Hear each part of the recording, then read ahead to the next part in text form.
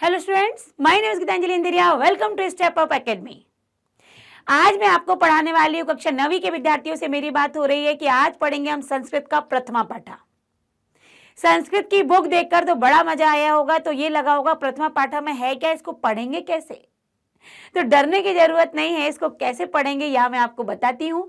पाठ में जो भी दिया है प्रथमा पाठा है जो कि आपका, और प्रथमा पाठा का नाम है भारती बसंत गीति। यहाँ पर भारती का जो अर्थ है, भारती अर्थात सरस्वती, बसंत मतलब बसंत का मौसम। आप जानते हैं बसंत के मौसम में पौधों पर नई पत्तियां आ जाती हैं, नए फूल आ जाते हैं, नई कलियां आ जाती हैं, आम के पेड़ पर बौर आ जाती है, कोयल कूकने लगती है, सारा वातावरण बड़ा ही सुंदर हो जाता है, मनोहर हो जाता है, हवाएं बड़ी ठंडी हो जाती हैं, और वो भी ऐसी ठंडी नहीं कि सर्दी लग रही हो, बल्कि मौसम अच्छा हो जाता है। तो सरस्वती जी से यहाँ पर प्रार्थना की गई है कि बसंत के मौसम में आप नई वीणा को बजाओ। तो बसंत का वर्णन है और कहाँ कहाँ वीणा बजाने की प्रार्थना की गई है, ये सब कुछ आपको बताया गया है। चूंकि ये कविता के रूप में है, यहाँ आप कविता के रूप में इसको आप पढ़ेंगे, ये संस्कृत की कविता है।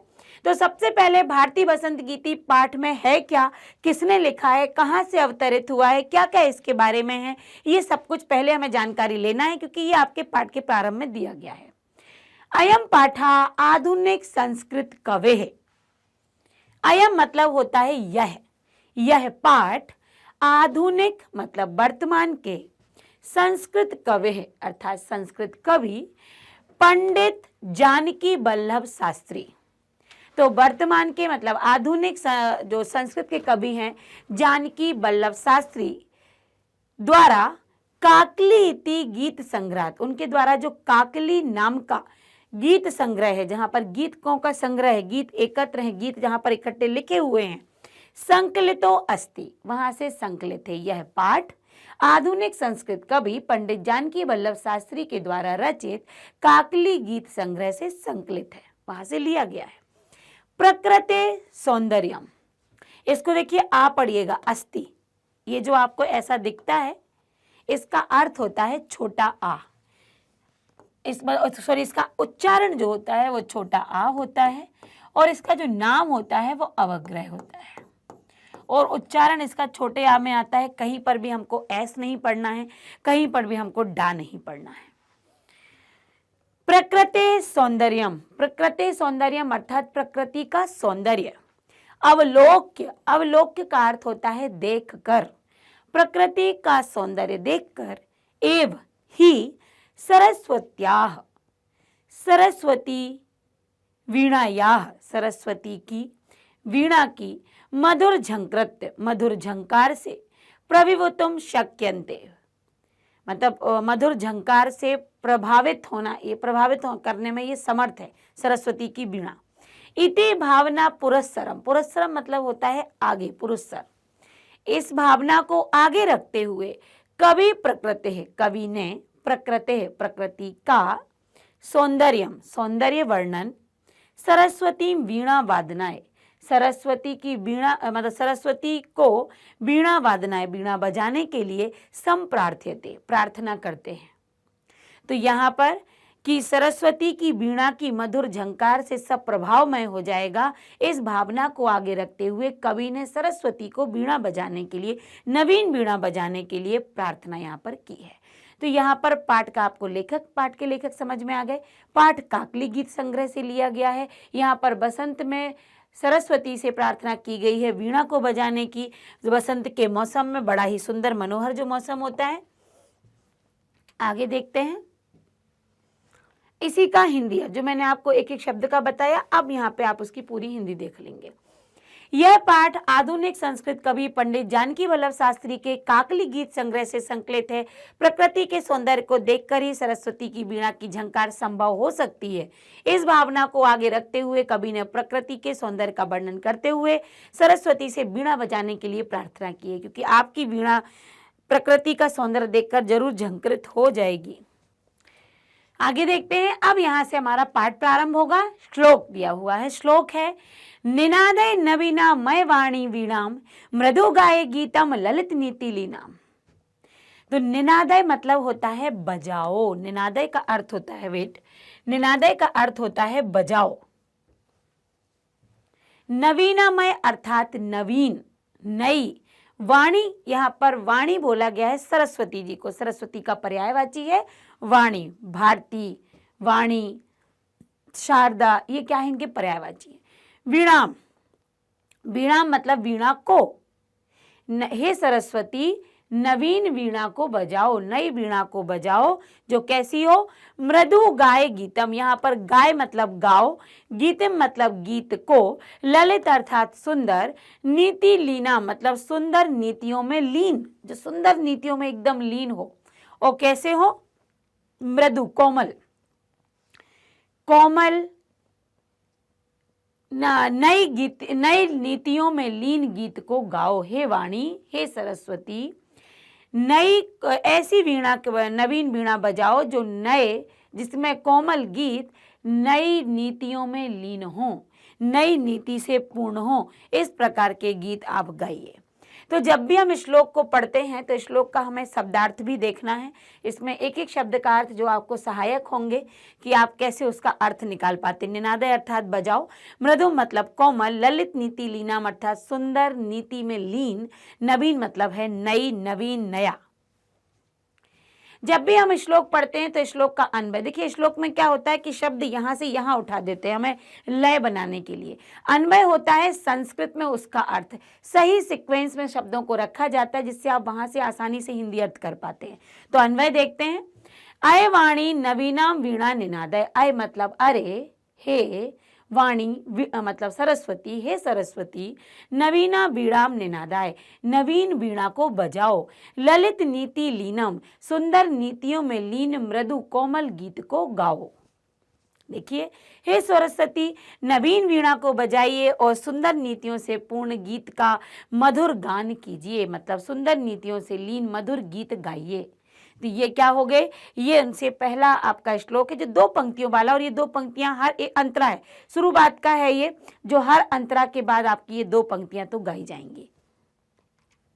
आगे देखिए, अगला है मधुर मंजरी पिंजरी भूतमाला बसंते लसंती सरसा रसाला कलापा कल ललित कोकिला काकली नाम और निनादायमय नवीनामय वाणी वीणाम। ये जो पंक्ति आपने पहले पढ़ी है ये उसमें आ जाएगी। फिर तो मधुर अर्थात मीठे, मंजरी मतलब होता है आम के फूल, पिंजरी भूतमाला अर्थात पीले रंग के फूलों की पंक्ति, बसंते लसंती सरसा लसाला बसंत के मौसम में जो आम, मीठे आम की पंक्तियां हैं, आम के मीठे आम के फूलों की जो पंक्तियां हैं, कलापा ललित कोकिला काकली नाम, यहाँ पर जो कोयलों का सुंदर समूह है जो उस पर आवाज कर रहा है, तो वहाँ उनको देखकर जो जिनसे पेड़ सुंदर लग रहे हैं, सुशोभित हो रहे हैं, और वहाँ पर आप नई वीणा की तान सुनाइए। तो यहाँ मीठे आम पुष्प, आम के फूल, पिंजरी भूतमाला पीले रंग के फूलों की पंक्ति, सुंदर आमों के पीले रंग की पंक्ति जो कि कैसे हो रहे हैं, वृक्ष को शोभायमान कर रहे हैं, और जहाँ पर कोयलों का समूह भी गुंजायमान हो रहा है। अर्थ दे, यहाँ पर द्वितीय पद के शब्दार्थ हैं ये। मधुर अर्थात मीठे, मंजरी आम्र पुष्प आम के फूल, पिंजरी पीले रंग के, और माला मतलब होता है पंक्ति। अन्वय, यह बसंते मधुर मंजरी पिंजरी भूतमाला सरसा रसाला लसंती। तो यहाँ पर है यह बसंते मतलब इस बसंत में मीठे आम के पीले रंग के फूलों की पंक्तियां, जो मतलब आम के वृक्षों की पंक्तियां, जो आम के वृक्ष लगातार लाइन से लगे हुए हैं और सब पर पीले रंग के पुष्प लगे हुए हैं। तो इस बसंत में मीठे आम, मतलब जो मीठे आम है सरसा रसाला, तो इस बसंत में पीले आम के फूलों की जो रसीले आम होते हैं उनकी पंक्तियां, ललित कोकिला काकली नाम कलापा, जो पंक्तियां कैसी हो रही हैं, शोभायमान हो रही हैं, सुशोभित हो रही हैं, उन पर सुंदर मधुर आवाज वाली जो कोयलें हैं वो कूक रही हैं, उनका समूह आवाज कर रहा है, कूक रहा है। अय वाणी, हे सरस्वती नवीन वीणाम निनादाय, नवीन वीणा को बजाओ। अब इसका अर्थ देख लीजिए, यह बसंते इस बसंत ऋतु में मीठे आम के फूलों से पीले दिखने वाली आम के वृक्षों की पंक्तियां सुशोभित हो रही हैं, और साथ ही मधुर आवाज से कूकने वाली जो कोयलें हैं उनका समूह बहुत ही सुंदर लग रहा है। अर्थात हे सरस्वती आप नवीन वीणा को बजाइए। अगले की तरफ चलते हैं हम। अगला श्लोक है, वहति मंदम मंदम सनीरे समीरे कलिंद आत्म जाया सवानीर तीरे नताम पंक्ति लो आलोक्य मधु माधवी नाम। तो यहाँ पर और निनादमय वाणी वीणाम। तो वहती मतलब बहती, बहना, मंदम मंदम मतलब धीरे धीरे, सनीरे अर्थात होता है जो हवा है वो पानी के कणों से युक्त अर्थात नमी वाली जो हवा होती है, समीरे अर्थात हवा, कालिंद आत्मजाया, कालिंद यहाँ पर एक हो गया, आत्मजाया पुत्री होती है, तो कालिंद की पुत्री जो होती है वो होती है यमुना, इसलिए यमुना को कालिंदी भी कहते हैं। सवानीर मतलब होता है जो बैंत की लताएं हैं, बैंत की लताओं से आच्छादित, तीरे अर्थात किनारा। तो यमुना नदी का किनारा जो बैंत की लताओं से आच्छादित है और नमी वाली हवा मतलब पानी के कणों से युक्त मंद मंद पवन चल रही है, और नताम पंक्ति अवलोक मधु माधवी नाम, या माधवी नाम अर्थात मालती के फूलों की जो पंक्तियां हैं उनको देखकर आप नवीन वीणा बजाइए। अब यहां से हमने एक एक शब्द का अर्थ देखा, पंक्ति आप देख ही पा रहे हैं। तो अगला आप यहाँ पर शब्दार्थ देखिए, तृतीय पद के मंदम मंदम धीरे धीरे, सनीरे जल से पूर्ण, समीरे पवन हवा में, अन्वय के साथ। अच्छा और है अभी इसमें, कलिंद आत्मजाया अर्थात कलिंद की पुत्री यमुना, सवा नीर तीरे बैत की लताओं से युक्त तट पर, नताम अर्थात झुकी हुई, पंक्ति अवलोक अर्थात पंक्ति को देखकर। तो यमुना नदी के किनारे बैत की लताएं हैं और लताएं और मधु मालती अर्थात मालती के फूलों की तट पर झुकी हुई फूलों की पंक्तियों को देखकर, मधु मालती लताओं का मतलब मालती की लताओं की पंक्तियों को देखकर हे सरस्वती आप वीणा की तान सुनाइए। अब यहाँ पर अन्वय देखिए, कलिंद आत्मजाया सवानीर तीरे सनीरे समीरे मंदम मंदम बहती, यमुना नदी के किनारे, तो यमुना नदी के किनारे बैत के लताओं से आच्छादित मंद मंद जल कण से युक्त पवन बह रही है, मधु माधवी नाम नताम पंक्ति मतलब मालती की फूलों की झुकी हुई पंक्तियों को आलोक्य देखकर हे वाणी नवीन वीणा बजाओ। अब यहाँ पर अर्थ देख लेते हैं, यमुना के तट पर बैत की लताओं से युक्त जल से पूर्ण वायु के मंद मंद बहने से फूलों से झुकी हुई मालती की पंक्तियों को देखकर हे सरस्वती नवीन वीणा बजाइए। तो जो किनारा है वो बैत से आच्छादित है और मंद मंद हवा से झुकी हुई जो मालती के फूलों की लताएं हैं उनको देखकर आप नवीन वीणा बजाइए। अगले की तरफ चलते हैं। अगला श्लोक है, ललित पल्लवे पादवे पुष्प पुंजे मलय मारतो चुंबते मंजु कुंजे स्वनंती नंती पंपेक्ष मलिना मलिना निनादाय माणी वीणा।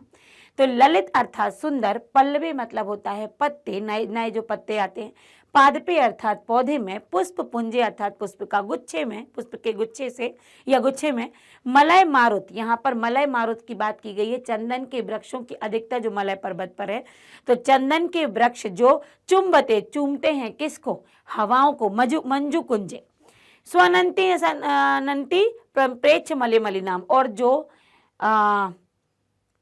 अलिनाम, अलिनाम अर्थात भंवरे, और मलिन मतलब काले, काले भंवरों के समूह को देखकर आप नवीन वीणा बजाइए। तो जहां पर नए पत्ते आ गए हैं पौधों पर, नए फूलों के गुच्छे हैं, चंदन के क्या स्पर्श या चंदन जो वायु को स्पर्श, चंदन की खुशबू जो वायु को स्पर्श कर रही है, और उन पौधों पर, उन फूलों पर जो काले रंग के भंवरों का गुच्छा है उसको देखकर या उनका जो समूह है उसको देखकर आप नवीन वीणा बजाइए। अब यहाँ पर शब्दों के अर्थ देखिए, मलय मारुत उच्चुंबते, मलय अर्थ यहाँ पर चंदन के वृक्ष की सुगंधित वायु से स्पर्श किए गए, मंजू कुंजे सुंदर लताओं से आच्छादित ढका हुआ स्थान, स्वनंती ध्वनि करती हुई, तति मतलब होता है समूह को, फिर है प्रेक्ष अर्थात देखकर, मलिनाम अर्थात मलिन मैले काले, अलिनाम अर्थात भंवरों के या भंवरों का।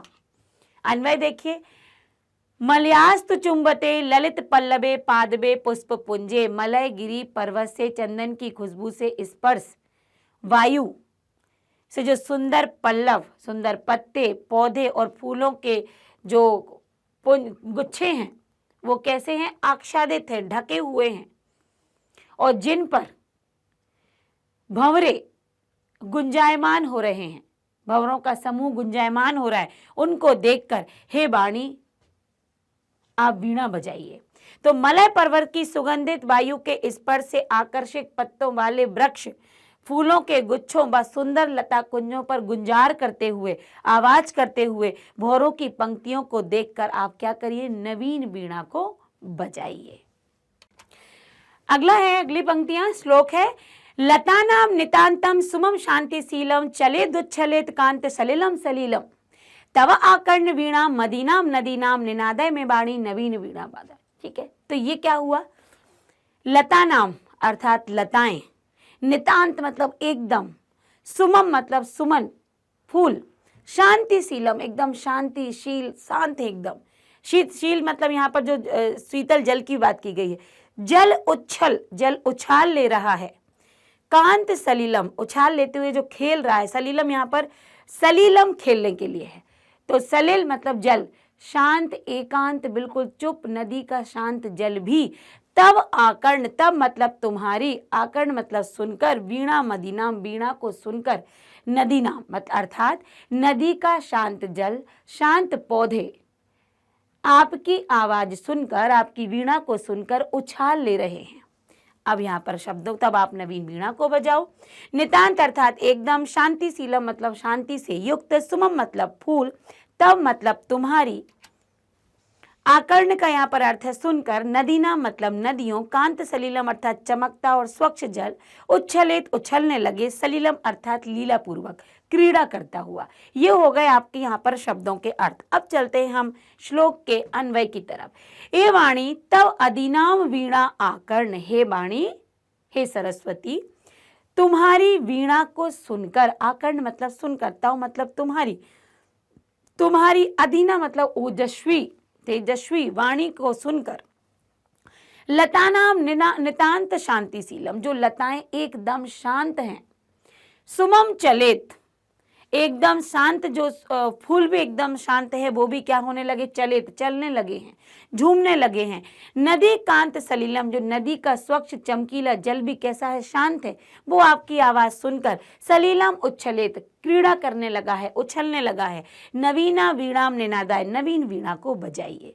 हे सरस्वती तुम्हारी ओजस्विनी वीणा को सुनकर लताओं के एकदम शांत पड़े हुए फूल झूमने लगे हैं, नदियों का शांत जल भी उछाल लेकर क्रीड़ा करने लगा है। अर्थात हे सरस्वती नवीन वीणा को बजाइए। और यहाँ पर पाठ क्या हो गया? समाप्त।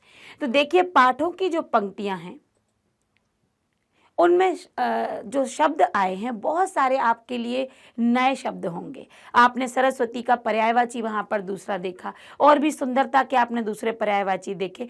तो हम आप कक्षा 9वीं की तरफ प्रवेश कर चुके हैं, तो आपको जो अभी तक आप शब्द पढ़ते आए हैं उनसे कुछ मिलते जुलते पर्यायवाची नवीन शब्दों को आप देखेंगे। तो पाठ को बहुत ध्यान से पढ़ना, क्योंकि हर पाठ में आपको एक एक शब्द का अर्थ बताया जाएगा, कौन सी विभक्ति कैसा क्या है वो भी बताया जाएगा। ये अगर आप अकेले में आप पढ़ने बैठते तो आपको बड़ा कठिन लगेगा, लेकिन जब आपने एक एक शब्द को जाना तो क्या कठिन लगा? नहीं, क्योंकि अन्वय भी देखा, शब्दार्थ भी देखे और उसका हिंदी अर्थ भी देखा, और मेरे साथ आपने एक एक शब्द का अर्थ भी देखा। 3 प्रकार से आपने अर्थों को समझ लिया, तो ऐसा मुझे विश्वास है कि अब आप अर्थ लिखने में, समझने में कोई भी गड़बड़ नहीं करेंगे। तो ये पाठ तो अभी हमने सिर्फ पढ़ा है, पाठ को अभी समझा है। पाठ को समझने के बाद अभ्यास से पता चलता है पाठ कितना समझ में आया। तो ये जो वीडियो आपका बना है ये केवल पाठ को लेकर था, जिसमें आप कम समय में केवल पाठ को एक बार में समझ पाएं। अगला वीडियो जो इसका आएगा वो अभ्यास के साथ आएगा, तो अभ्यास के लिए आप इंतजार बनाए रखिएगा, क्योंकि यदि पाठ पढ़ा है तो अभ्यास को बिल्कुल भी मिस नहीं करना है, क्योंकि वहीं से ये समझ में आ जाएगा कि कितना पाठ आपको याद हुआ है। तो मिलते हैं अगले वीडियो में इसके अभ्यासों के साथ। Thank you so much.